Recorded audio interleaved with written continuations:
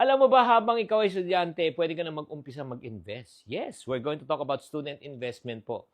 Ang importante, bago ka mag-invest, kailangan meron ka muna ng ipon, di ba? Yes, that's the first one.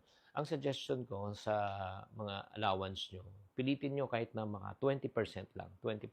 Kung 100 pesos allowance, so 20 pesos per day. Oo. So, imagine mo, kung 20 days, meron kang 400, in 12 months, meron kang 4,800. 4,800 pesos ang pwede mo na pang-invest. At ito yung challenge ko po sa inyo. Yung investment na yan, pwede mong ilagay, like for example, alam mo ngayon, ang napakagandang investment, yung tinatawag na e-banks.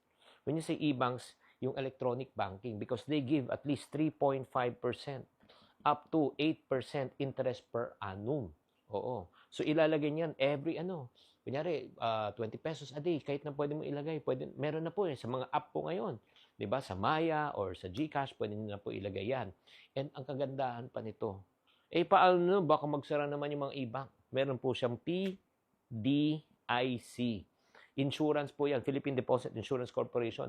At alam nyo, ngayon good news, by March 15, 2025, ang PDIC, ang coverage mo na ay magiging 1 million pesos na, hindi na siya 500,000 pesos. Kaya importante na mag-aral din po tayo tungkol po sa pag-i-invest. Bakit? Habang bata pa, kung kayo po ay nag-uumpisa mag-invest, mas malaki ang pwede mong kitain. Kaya huwag nyo nang hintayin na ikaw ay tumanda bago ka mag-umpisa. Start now.